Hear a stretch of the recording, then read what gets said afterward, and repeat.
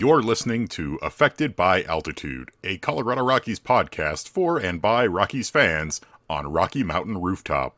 Thank you for joining us as we discuss all things baseball and Colorado Rockies. Hello, everybody. Welcome to another edition of Affected by Altitude, a Colorado Rockies podcast, part of the Rocky Mountain Rooftop Network, the Rockies affiliate of the Fans First Sports Network. I am your host, Skyler Timmons, joined here with the cat on the hat with the sunglasses. It's Evan Lang. How's it going, everybody? Happy opening weekend to all who observe, which I hope is most of you if you're listening to this podcast. My working title for this podcast is Skyler x Evan, the new season. Are you the giant ape or the giant lizard?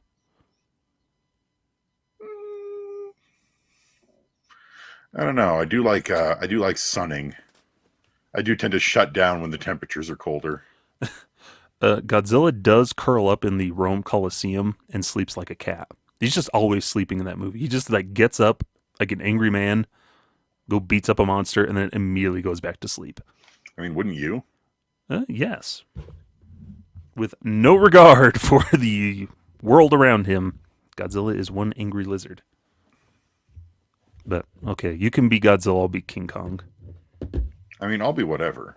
I'll be Big Monkey with Power Gauntlet punching orangutans. I mean, if I get to grab a child by the ankles and use it to beat other people...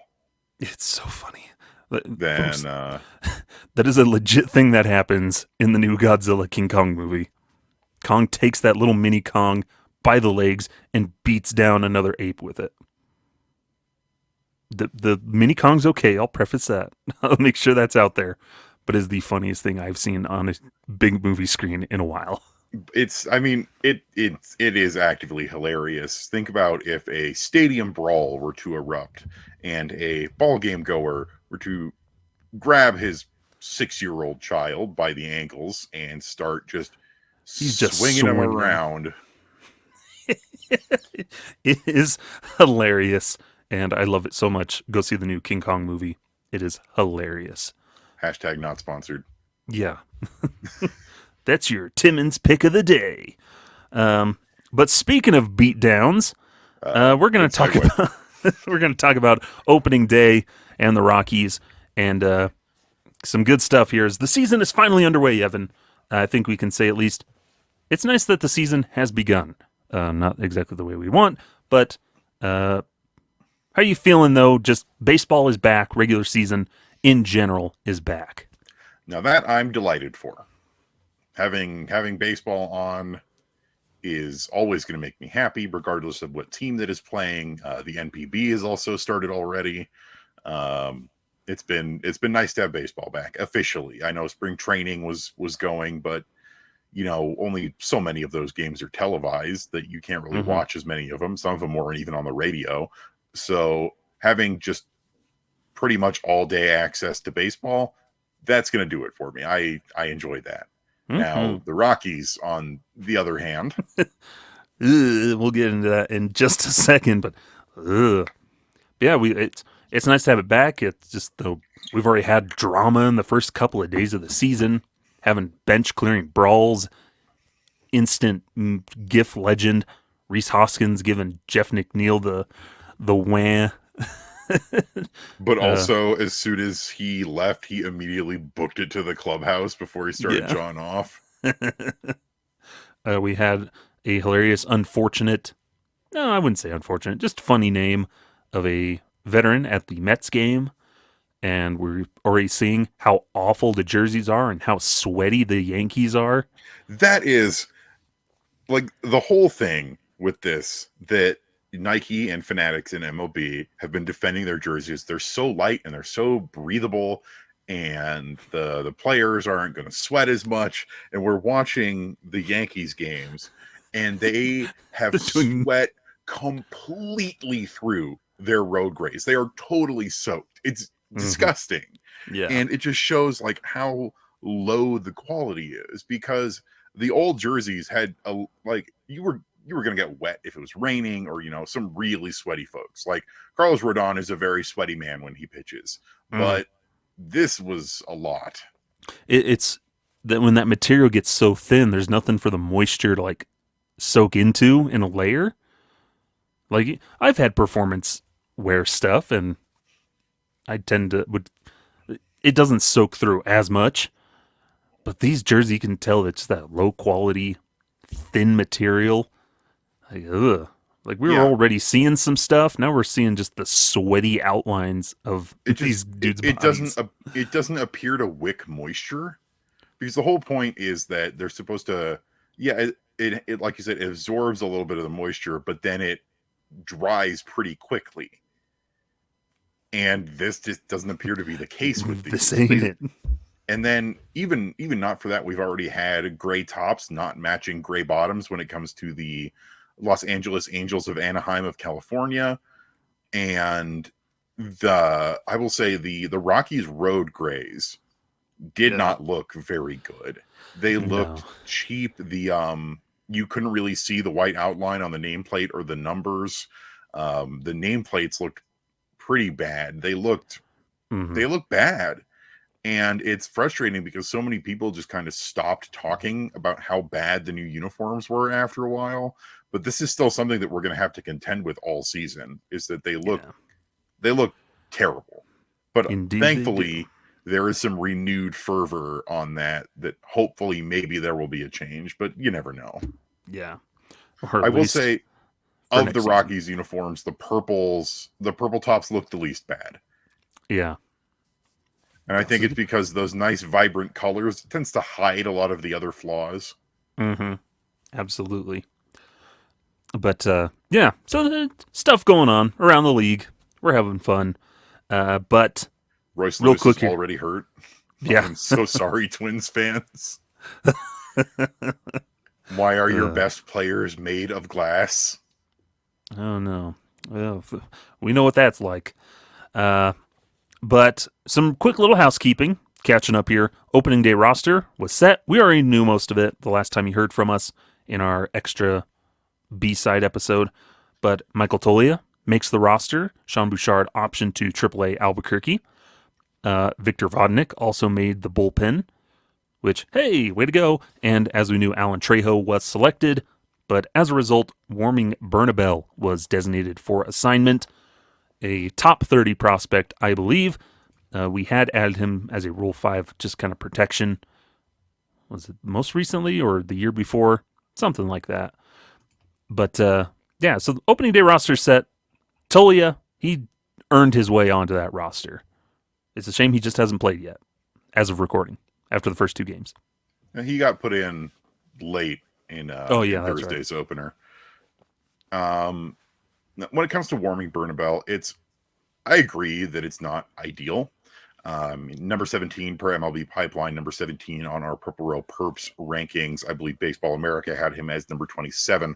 You don't want to have to DFA a top prospect, and it was entirely avoidable due to some of the Rockies roster shenanigans. So they DFA'd Sam Hilliard to bring in Greg Jones. So that immediately opened and then closed a spot on the 40-man roster. But it was really Jake Cave acquisition that made it so that this ended up happening, because Jake Cave was put on the 40, so they had to use Erman moving to the 60-day to open up that spot, which meant that to put Alan Trejo on the roster, they had to DFA somebody. I figured it was either going to be Warming Bernabel or Riley Pint. They ended up going with Warming Bernabel, so now we just wait and see if he clears waivers, and we'll go from there. Mm-hmm. It's not ideal. I admit it's not ideal, and I know that some people are very frustrated with this. However, despite his ranking, Warming Bernabel, to me, doesn't really have as much of a spot for the future of this organization as some of the other prospects. Yeah. That's why I figured he would be one of the two they would DFA if they had to DFA somebody. Yeah. And it's just, for me, that's the thing is like, yeah, that sucks for him. And he's had some good stuff, but it's one of those things where not everybody is going to make it with the team. And you're still focusing, no, fill it with prospects, fill the big league roster. You still need big league players on the roster. And Alan Trejo earned his spot, and there's no problem having Trejo on the roster. And it's just this thing of people are upset when the Rockies do things to add to the roster. but then they're upset when they don't do certain things to add to the roster. We're just upset about everything. Yeah. And I'll be the first to say, like, we talked about it plenty. I think bringing in Jake Cave was very silly.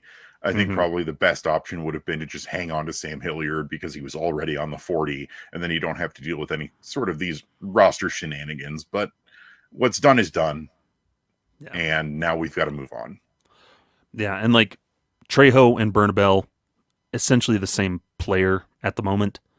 They got some good defense, some good offense, but nothing really like world-shattering. And so you're fine having either one of them, and Trejo just earned his way onto the roster. Yeah. And the big thing with Trejo is that he is experienced with coming off of the bench. He's experienced for not playing every day. Yeah. And that makes him valuable as that utility man role because he can come in and not be as shaken up by not having played for a couple days. Yeah. And I think that's the huge thing when filling out a bench. Like, you need guys that can come off. That's partly why they brought in Jake Cave, because he's accustomed to that bench role, coming off the bench, hitting a fastball, that type of thing. So, move makes sense. I'm not really mad about it. It's like, whatever, type of thing. Now, if they had DFA like Adele Amador, then we're going to be like, what in the world? But that's not going to happen. But a guy like Warming Bernabel, those lower top 30 guys, they're a little bit more expendable, so to speak. But so that's the opening day roster. Moving along here quickly as we can. TV cable stuff was announced.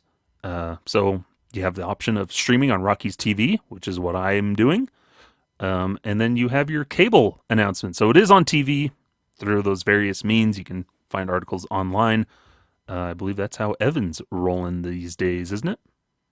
Yeah.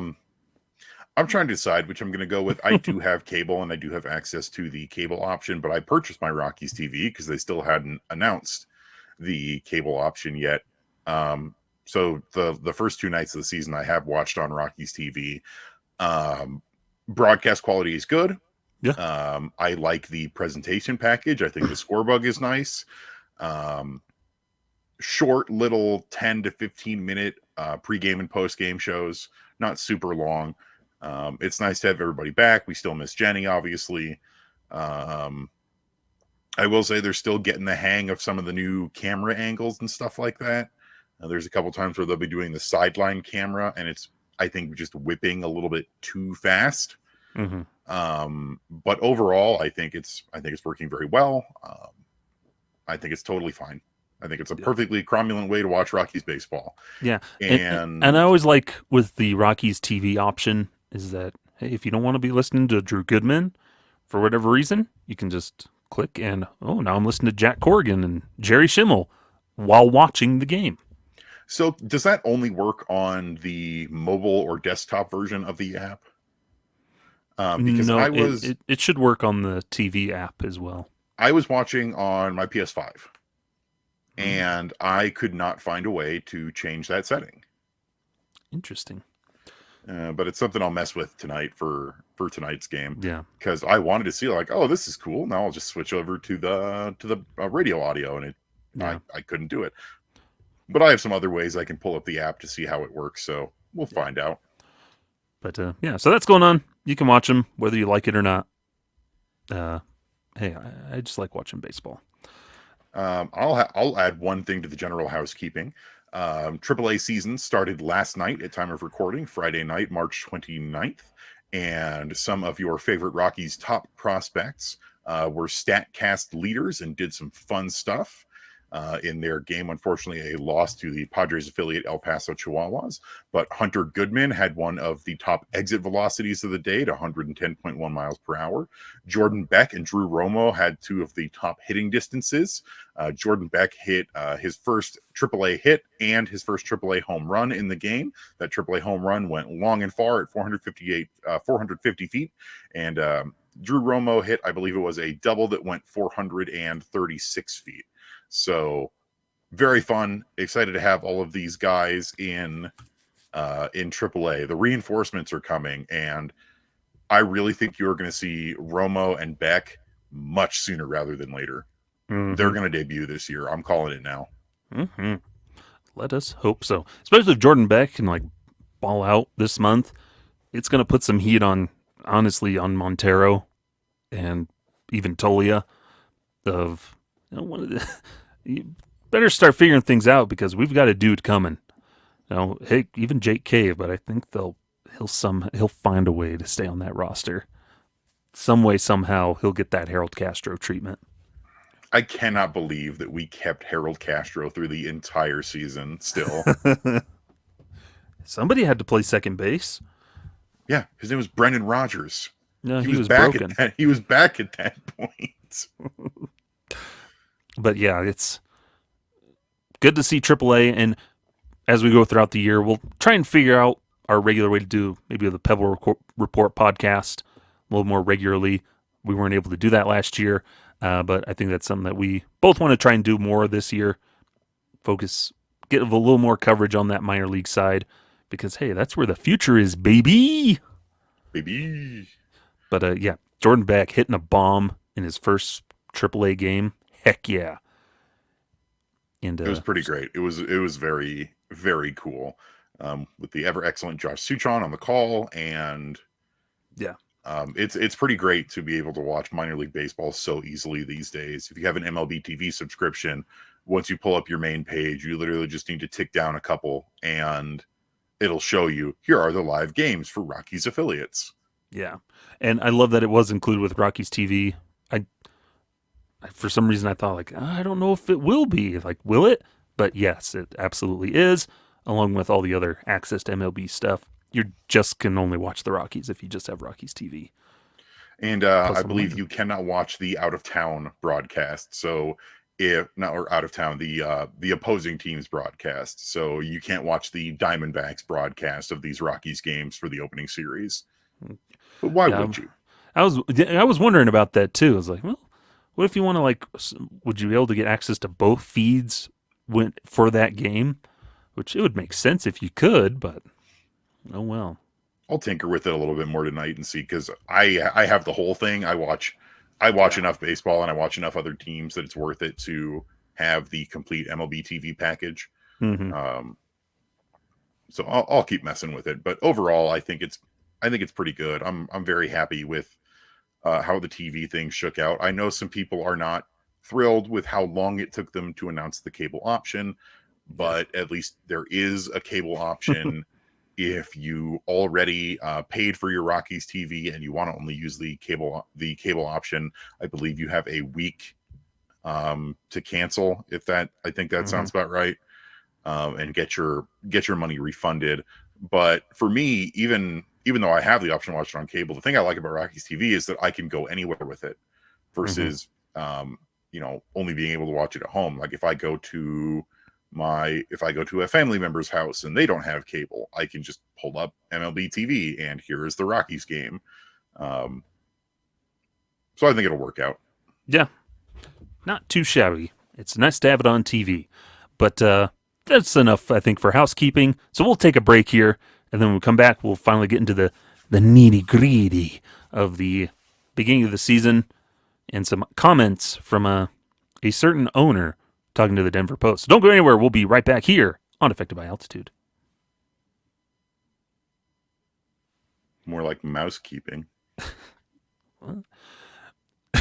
Welcome back here to Affected by Altitude.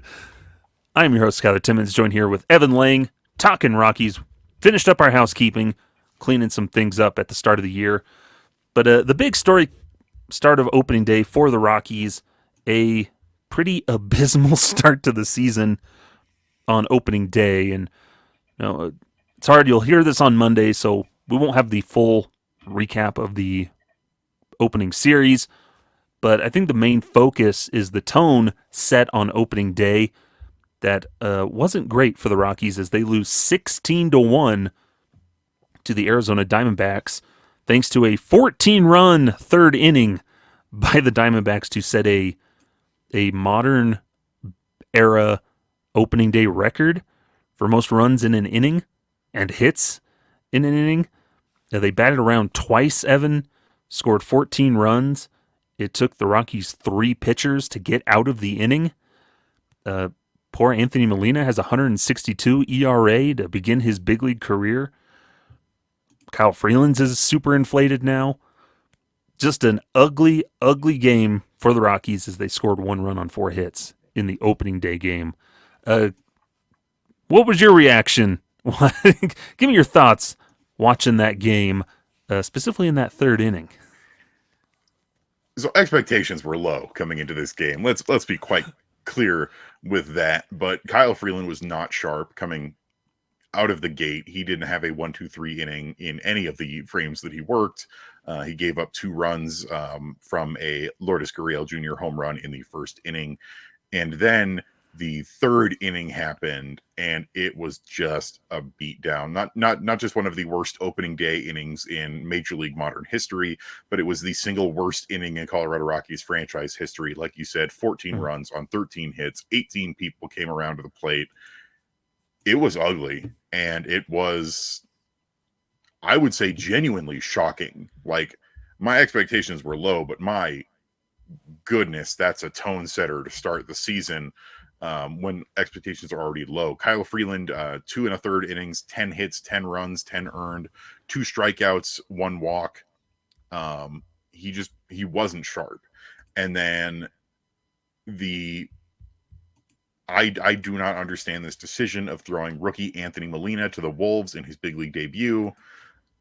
He only made it through 1/3 of an inning, 6 hits, 6 earned runs, 1 walk, no strikeouts. His ERA is 162. And I was having a Jose Mujica Poor Jose flashbacks Mujica. where Bud Black, when fresh coming off of Tommy John making his major league debut, threw Jose Mujica to the Wolves with the bases loaded and no outs, where he promptly gave up a grand slam. So that was very strange to me. And then Jalen Beeks came in to finish out the inning. What also was very strange to me was how he had short single inning relief guys pitching a lot. Like Jalen Beeks, who's a single inning guy, generally 2 1/3 innings. Victor Vodnik, who is a single innings guy, 2 innings. They each threw like 50 something pitches, and that was very odd to me. I don't know why you would not bring in Peter Lambert, who specifically is your stretched out long reliever, to just try and suffer through the rest of that game instead of, last year overusing the bullpen was a big problem, and not off to a good start in terms of bullpen use this season. But it was rough. It was and they did all of this on just 1 home run. They were getting hard hit singles and doubles. Yeah, here's the breakdown of the hits in that 3rd inning. Single walk, double, single fly out for the first out. Double, single walk, single double, sac fly for 2 outs. Single ground out for the 3rd out finally. So, just 3 doubles. That's like a pattern they were going on. Single walk, single double, single fly out, double, single walk, single double, sac fly, single ground out. Get that rhythm going. What a bop. But yeah, luckily I was a little distracted. I was playing some Helldivers 2 with some buddies, so I had the game in like the corner of my eye looking over. There was better things going on as I was panicked running away from robots shooting at me. Then I was in a better situation than the Rockies were. Yeah, in that moment. The rhythm is a bop. The Rockies did not bop. 1 run on 4 hits. That 1 run came in the 2nd inning on back-to-back doubles from Brandon Rogers and Brian McMahon. And I will, at least for that first game, the Rockies drew 3 walks and they only struck out 6 times. That is a solid plate approach. But then the next game, we had none of that. So, yeah, and they think that's the problems we see from that opening day game. Yeah, it was awful, but things could go up from there. But it's an awful way to set the tone for the season, especially in a year when we already know the rotation is the Rockies' weakest part of their team. And Kyle Freeland's supposed to be your leader to lock it down, had a resurgent spring training, looking good. And it's a stark contrast. Where was this good I guess, overall Rockies spring training team, what changed between Tuesday and Thursday? And just this switch of a flip to where now they look most of them look clueless at the plate, weren't getting good swings, striking out or over these first couple of games. A mix of bad and unlucky defense. Yeah. Yeah. And like defense that did not look crisp at all. Like there was been a ton of stuff hit to Tovar, who we know what he can do with the glove, but he's not getting it's getting under his glove or it's bouncing off his glove. Yeah. Nolan Jones has kind of fumbled a few plays in left field. And so it's this defense that doesn't look crisp at the moment. Like it looks like they're just at the beginning of spring training again, which is really weird. And it doesn't help. And we'll talk a little bit more about Friday's game as well. But the body language is bad in that dugout to start the season after that first game. Yeah. It's hard when they have these expectations and like of themselves, like they expect themselves to be better than they were and playing with a chip on their shoulder. But then when your quote unquote ace goes out and coughs up, 10 runs in one inning, recording one out, you're like, oh man, this is not good. We're already starting ourselves in a hole because, like you mentioned, those relievers had to come in, throw a bunch, and then the next day, it's the same thing we saw last year, where the starters weren't going very long or weren't doing very well, and then the bullpen's having to pick up a lot of slack, and they're getting burned out, and all of a sudden, we find ourselves once again losing 20-plus games in the month of April to start the season, and our offense isn't clicking as a whole. Like Ryan McMahon, dude has come out ready to swing.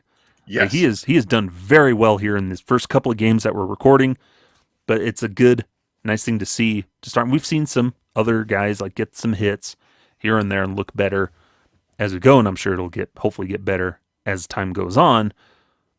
But Ryan McMahon coming out of the gate strong, I think, is really crucial for him and the team in general.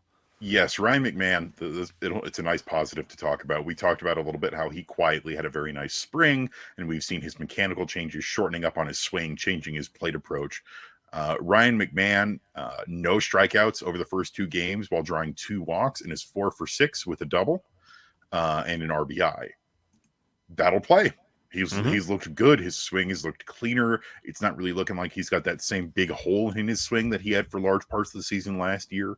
Ryan McMahon is something to be very happy about. Another guy that we can be positive about, Elehuris Montero, while he hasn't gotten his first hit yet, he's made very good contact and taken some pretty good at bats. In Thursday's game, he had multiple very hard hit balls that just got robbed. Where Eugenio Suarez made a leaping catch to steal extra bases from him, and it was Alec Thomas in center field who robbed him of another one. He's making good contact. I think the hits are going to come for him. Yeah.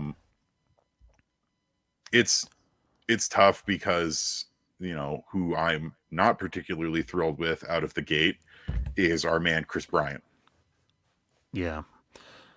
And he didn't have a great spring. Like he threw some home runs in there here and there, but a lot of these guys, they're just coming out of the gate sluggish and swinging wildly at things. Like I would expect through those first couple of games, like you're being very, very selective with your pitches because you just want to like see real in-game action. Yeah, take your pitches, get your timing down, and and I think a big thing that compounds all this is it just feels like a glaring thing of what is the Rockies' preparation, what information do they have? Because you look at the Diamondbacks; those dudes came ready to hit and defend their National League title. Come back in and they were swinging at everything and were not missing. Yeah. Pounding it. First pitch, fastball over the middle of the plate. Another problem. We kept leaving it up over the middle of the plate.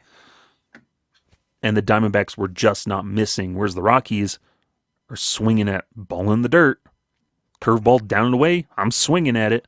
Yeah. And so And we talked about what Hensley Mullins is trying to do with the team, but it still hasn't quite translated over yet to a lot of guys.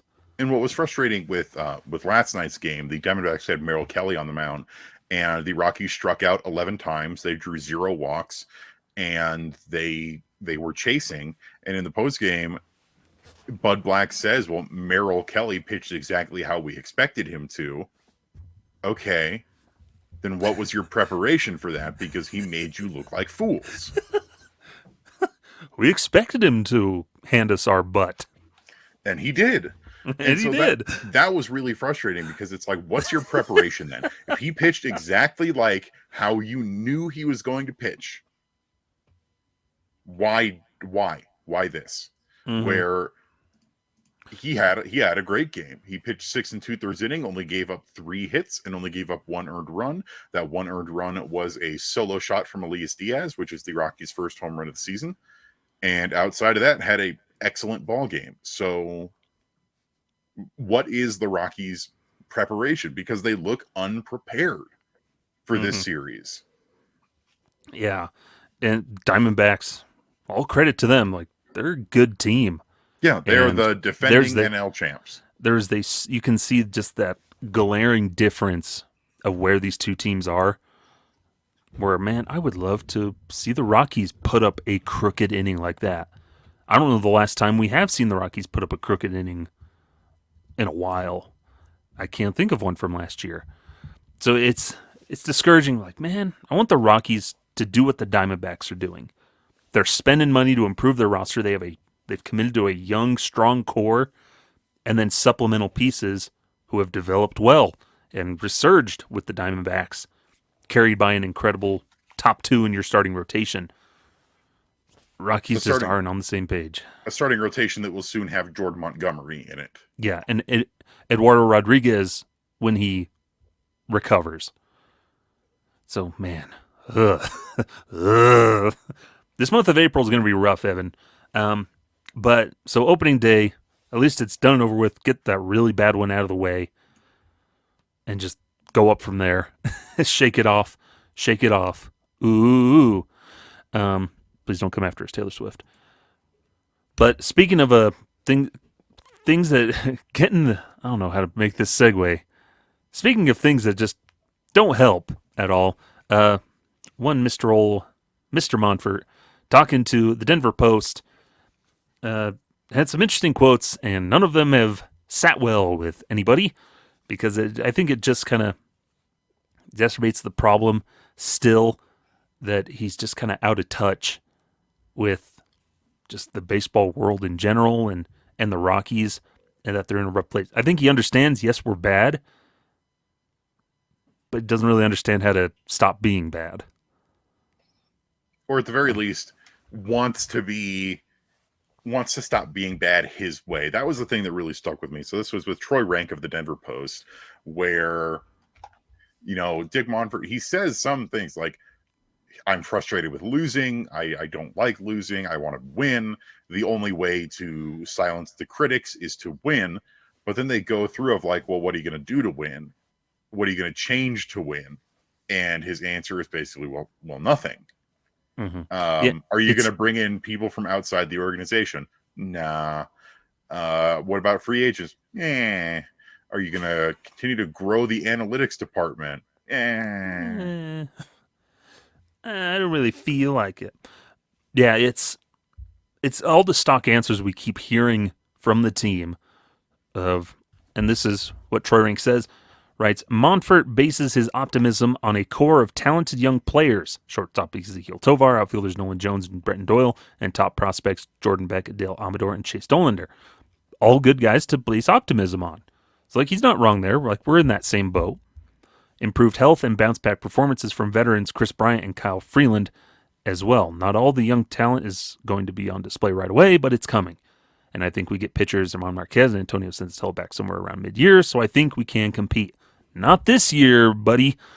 But it's these stock answers we keep hearing, Evan, of, if these guys, we're just expecting bounce backs from them. Yeah. And we'll compete. We just need to play better. Yeah. It's all the way to go around to say we just need to play better. Yeah. Which, And yeah, but how do you Sensatela do is that? not expected to be back this year. Yeah. For what it's worth. If he pitches it all, it's going to be in a rehab assignment towards the end of the year with the minor league teams. But he is not expected on the big league roster this year. But it was. I admit I was having a conversation with some other folks yesterday about this, that on its head, this interview is a nothing burger. It's an out of touch billionaire baseball owner who likes things done his way, saying what he thinks are the right things. But I think to Rockies fans, it is going to rankle them because it's the same kind of stuff they've been hearing is, oh, the players just need to play better and the young talent is coming. And that's what we've been being told for a long time now. Basically 30 years. Now, the thing is with this interview is that people are they're mad at Dick Monfort. And we've seen a lot of backlash against, on social media, against outlets like Purple Row and stuff about how, well, why aren't we constantly talking about how bad the ownership is and how Dick Monfort needs to sell the team? And I feel like it's worth saying here, Dick Monfort is not going to sell the team. It's not going to happen. He's not going to get forced to sell the team. He's not going to voluntarily sell the team. It's not going to happen. No matter what we do, no matter what you do, it ain't going to happen. Yeah. And the big thing with that is like, I don't think Dick Monfort's like perusing social media. Yeah. Like, he couldn't care less. He cares, perhaps might care what the fans think and like, hey, I want to lose. I don't want these fans to hate me, but they do. And no, he's still a human being and he wants to be loved, Evan. He wants to be loved. I think he obviously cares what the fans think. While he's not pursuing social media, there's a reason why Sent from My iPad is a thing. Yeah. And it's because he does read emails that the fans send him. And he does know what the fan outlook is of the team. And you can see that he does get frustrated, and it leads him to say some dumb things, like his infamous comments from, 2013 or 14, where he's like, well, if you don't like how the Rockies are run, maybe you don't deserve a team, that kind of thing. But what I will say about this interview is that while it is a frustrating one, he actually keeps it a lot more realistic and doesn't say anything dumb. There's no interpolating the dumb in terms of unrealistic expectations. Yeah. And he doesn't interpolate the numbers. He doesn't say we're going to be competitive. He doesn't say that we're going to be a 500 ball club. He just says, I want to win. I'm sick of losing. But the air that comes from it, and this is my thing, is he wants to win. I do believe that. Like, because who wants to just own a baseball team to lose? I think he cares and he wants to win. But the big thing is that he's too stubborn to change the way of how to run the ball club. And this comes in talking about the interview process before they hired Bill Schmidt, is bringing in someone from the outside is the other side of it. And I'm not saying it's totally wrong, but when Jeff Bridich left, there were a lot of people from the outside who interviewed or had interest. They would tell me how to win at altitude, and everything they mentioned, it would not have worked, or it's all things we have tried. I think in any business, you have to have people you can trust, and I trust both of them. Talking about Bill Schmidt and Bud Black. With Schmidt, it's his third year. I think he has a good handle on it. I think he has a lot of talent to work with coming up. Take the combination of smart baseball people who work hard, who are trustworthy, loyal, and all want to win in Colorado. That's a damn good combination. I do worry I am when he's too loyal to those already in his organization. I do worry I am open-minded to everything, but if you have to be organic, you have to stick with organic guys, which I don't know what the heck that means. And by organic, he's referring to the club's draft and development philosophy.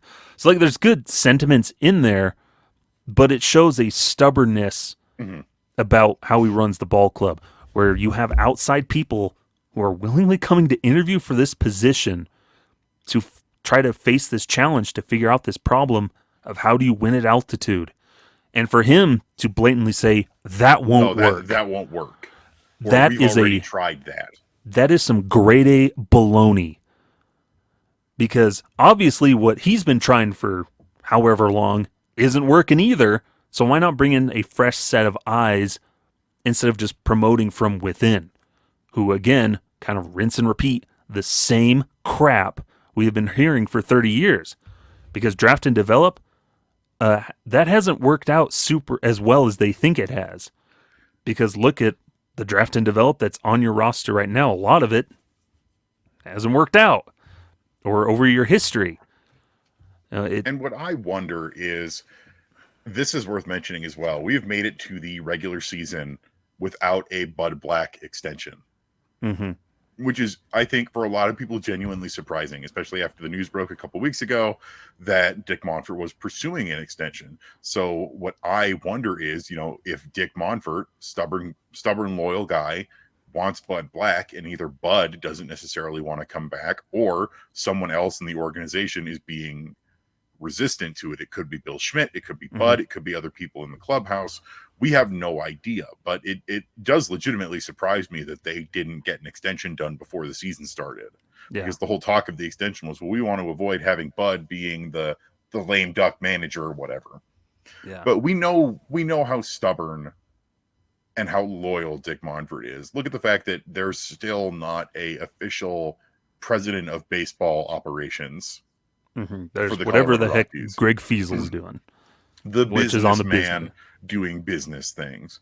Whereas, you could just bite the bullet and name Clint Hurdle the president of baseball operations or something like that. Just promote Bill Schmidt to president of baseball ops and then hire a GM.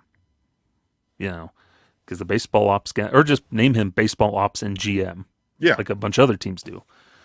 But it's just that stubbornness, I think, from Monfort, where I still feel like he wants to be the one that's viewed the beloved owner, the savior of Rockies baseball, who, and I can understand that. Like, he owns his team. He wants to be the one to bring in a championship. But it's the means of how he wants to go about that, I think, is what the main problem is.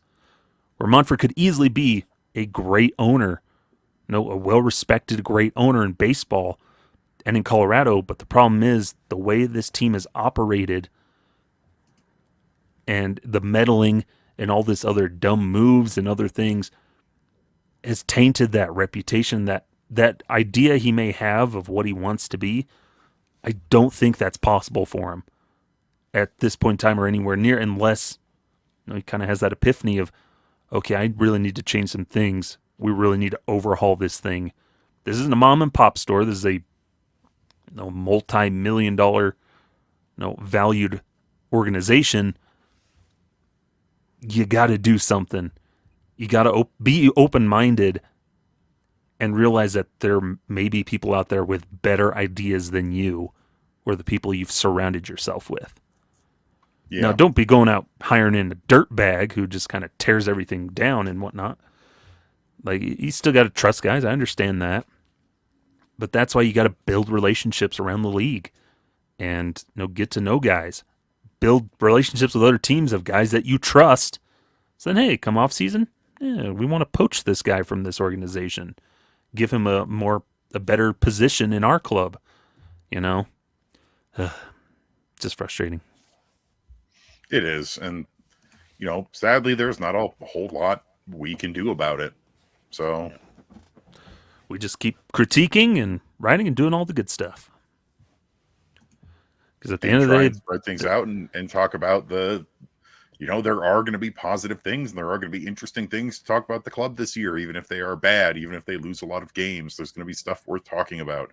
We can't just focus on the negative. We can't just focus on Dick Monfort's bad and needs to sell the team. After a week, that's going to get old. 162 games in a season worth of just that.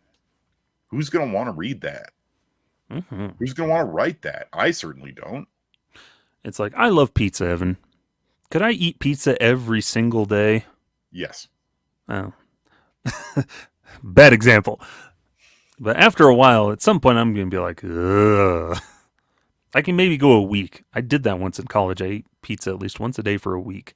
It'd be more like if you were By eating the end of that, I was pizza like, for ugh. every meal of every day Yeah, for a week. yeah. Or Ugh. you went and you had Taco Bell for every meal of every day for a week. Eventually, you're going to barf. This is true. Yeah. So just spread it all around. But yeah, ugh.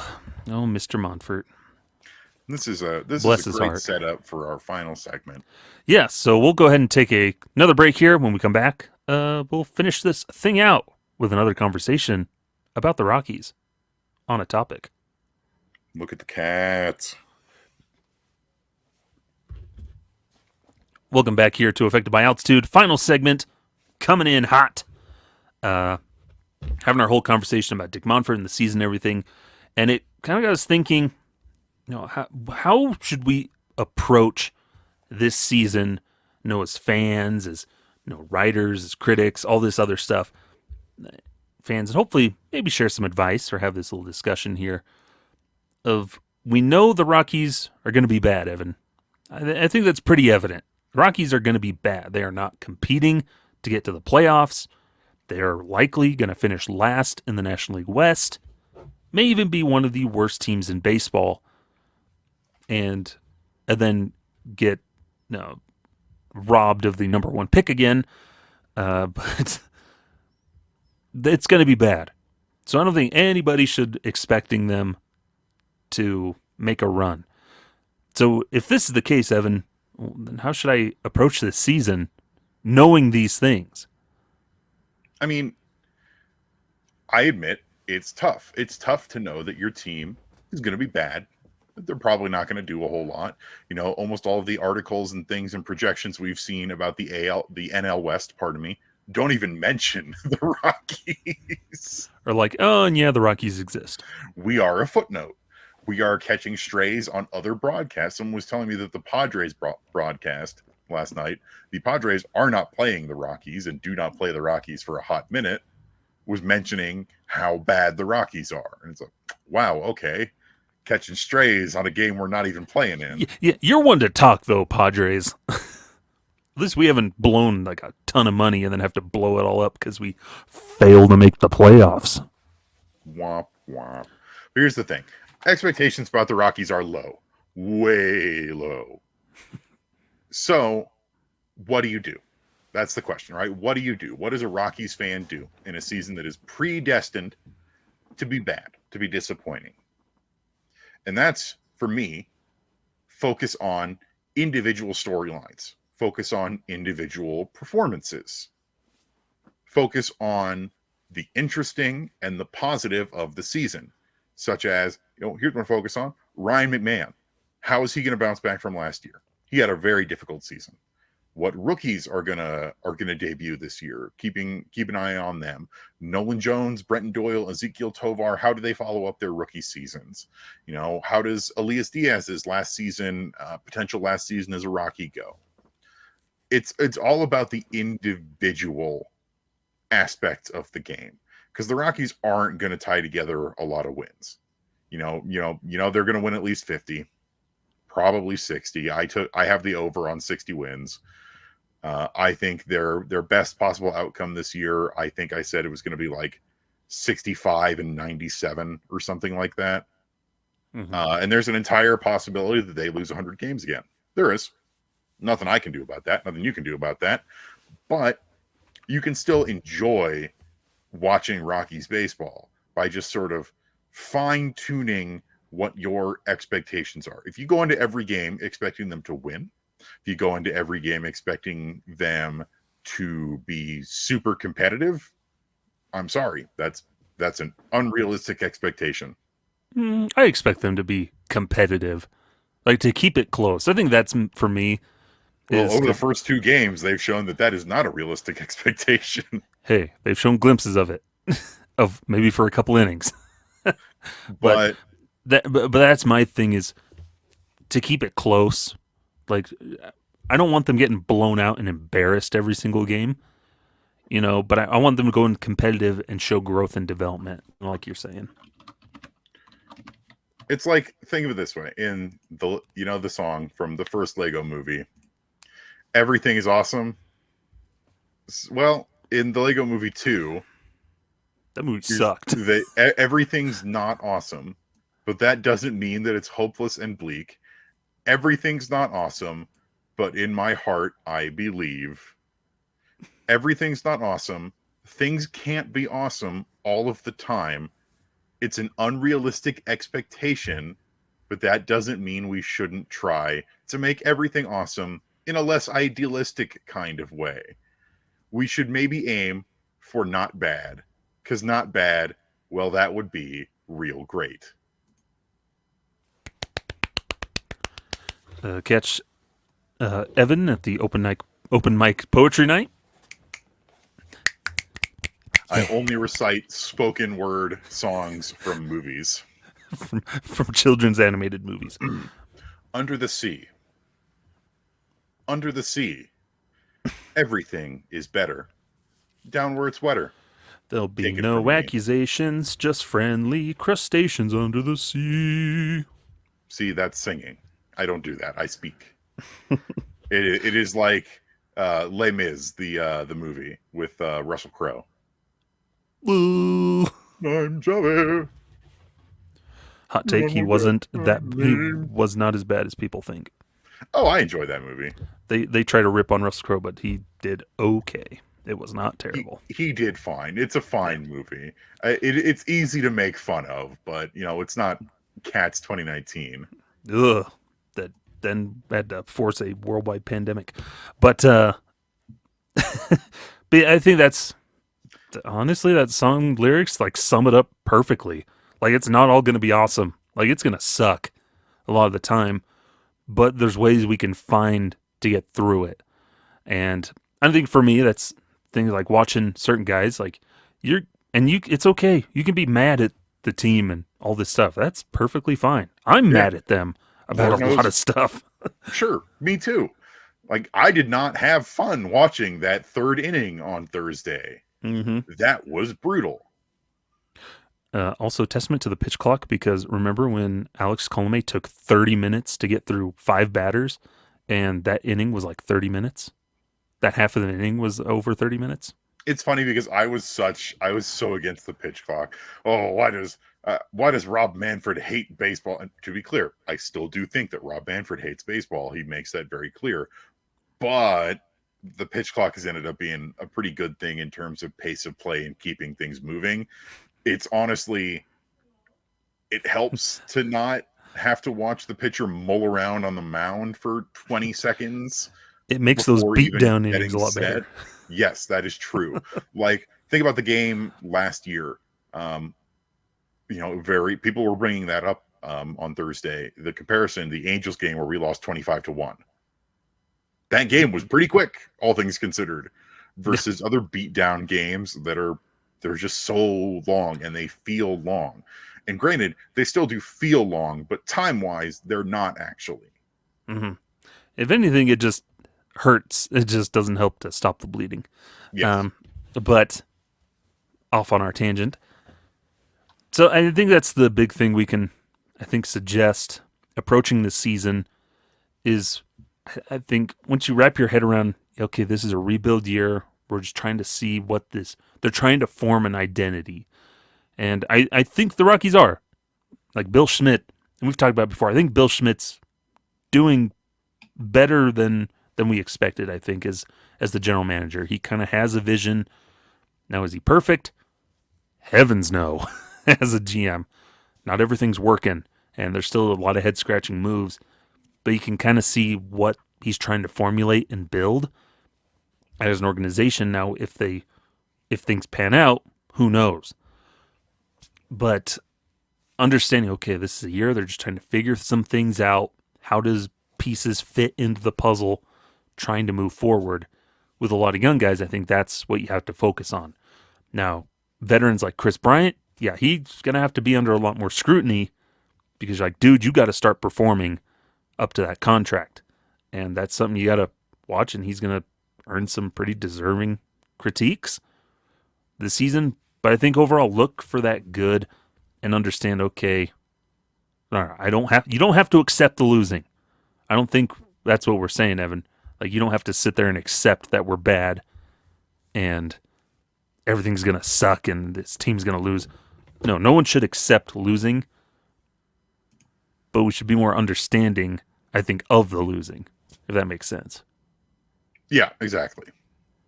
Like, I understand why they're losing. I don't like it. I don't accept this as a result. What I will accept is them taking the losing and improving upon it to get better. Yeah. We're not sitting here and saying you need to deal with losing. You need to enjoy it. You need to sit down and take your medicine. You're going to lose 16-1 and you're going to like it. You're going to love it. We're going to lose 16-1 and you're going to go out and you're going to buy $300 worth of Rockies merchandise, including one of the terrible new jerseys. Like, you're not going to have to sit out in front of your house and then have Dinger ride by on his little Harley and just give you a little love tap in the groin. Which would be hilarious. Like, you don't have to accept that every day. Let's be clear. That would be hilarious. And if I could make that happen, I would. Whack. But with and that's a little wiffle ball bat. Just all right, everybody, line up. It's time for your dinger dong. Oh no! But I think the nice thing is you don't have to pay attention to every Rockies game. Like, this is a year where it's okay to be a casual fan. Like, you can tune in, go to games, have fun. Hey, if they win, great. But don't torture yourself watching every single day. Yes. That's what us Purple Row, us journalists and other people have to do for you so you don't have to. That's what us crazy people do. Don't be like me. I'm going to watch probably almost every Rockies game this year. Mm-hmm. You don't have to do that. And you can watch, like we mentioned earlier in the show, you can watch the Rockies minor league affiliates with a lot of really promising and exciting prospects. And it's never been easier to watch minor league baseball. Mm-hmm. You could have watched last night before the Rockies game, Jordan Beck hit his first AAA home run. Mm-hmm. And you can get access to that stuff. If you've already got cable or whatever, and you don't want to pay for Rockies TV, pay for the game day audio, MLB game day audio. You get every team's blackout free audio, so you can listen to games if you want. But then you get the video. You can watch minor league games. Yes, free of charge, added in. And it's pretty easy. You can watch most of the Rockies affiliates. We still have to figure out what's going on with Spokane. If we were fed false info. I've reached out and I'm just waiting to hear back. But at least 3 of the 4, you can watch pretty much every game. So and there's ways to be a Rockies fan without necessarily watching the Rockies. But you can watch Rockies adjacent, like in the family. You can watch the little siblings. Yeah. And they're a little more fun. Here's the thing. Turn off the game if you're not having a good time. You don't need to make yourself suffer through the entire thing. Like, if it's the 5th inning and we're losing and you're like, you know what? I'm really not feeling it. That's fine. That's totally okay. Go get yourself a $5 Little Caesars hot and ready and play some Xbox or something. Or you can always... Not sponsored. Buy MLB The Show, and you go to the daily lineups, and you go into your options and go to... you can tap it down to, let's say, beginner difficulty, and then you can just take out your frustrations and just dominate every other team the Trevor Bauer spring training approach. Look at how great I am by beating up on IA players. Yeah, you can get your revenge virtually via video games. That's the beauty of video games, Evan. You can explore your fantasy world, fulfill your deepest fantasies about the Rockies. But it really is, for this season, just try and have fun where you can. Try and enjoy it where you can. Look for the individual players. Look for the individual storylines. Enjoy the wins when they happen. Try not to get the losses get you down when they happen. It's going to be a rough year. Nobody ever said it was not going to be. But you can let it not get to you as much. I think last year was really tough for a lot of people because it was the inevitable first 100 loss season. Now that the Band-Aid is torn off, you don't got to suffer through it. You don't got to wait and see, well, what's the new low? No, we're at rock bottom. Even if we do worse this year, we're going to go up eventually, is the hope. And you can hold on to that hope and not make yourself miserable. Mm-hmm. Baseball is supposed to be fun. It's supposed to make you happy. And if it's not making you happy, take a break, do something else. Go see Godzilla and Kong, the new Empire, now in theaters. Go see a giant ape, grab an ape toddler by the ankles, and use it to beat other giant apes. Wow. Full circle, Evan. How about that? We made a full circle in this episode, and that's a perfect way to end it. Go us. We truly are the best in the business. Oh, yeah, we're in mid-season form already. But that'll do it here for Affected by Altitude. Appreciate everybody tuning in and sticking with us as we go throughout this season. It's going to be a rough one, but hey, together we'll get through this. We'll get through this together. Because, as they say in High School Musical, we are all in this together. Catch me at Open Mic Night for poetry at... but Evan, where can the folks find you? So first I will say, I've actually never seen High School Musical. I saw it once when it originally came out. I've seen the South Park episode where they make fun of High School Musical. You can find me on Twitter and Instagram at Evan_Lang27. You can also find me on Mondays writing the Monday Rock Pile and the Pebble Report, which is going to start back up here now that the minor league season is underway. Skyler, where can we find you? Find me over on Twitter at sideline_crowd.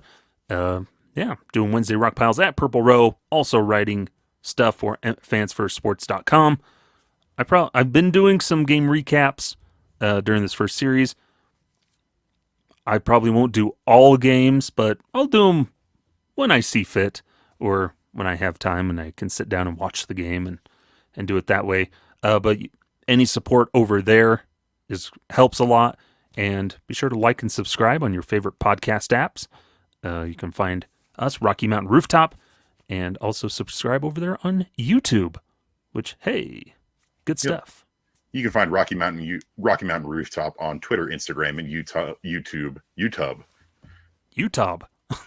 Utah, the great state of Utah. Find Rocky Mountain Rooftop on Twitter, Instagram, and YouTube at Rocky Mountain Rooftop. That's at ROCKYMTN Rooftop. Yeah, that'll do it here for this edition. And let us know other ways we can maybe create some content throughout the season, extra shows, extra ideas. We'll keep brainstorming stuff to keep making content and build our little community. If this episode gets 500 listens, I will eat an entire can of beans on the next show. Oy. Okay, there's your goal, folks. Until next time, I'm Skyler, that's Evan. Farewell! Full circle.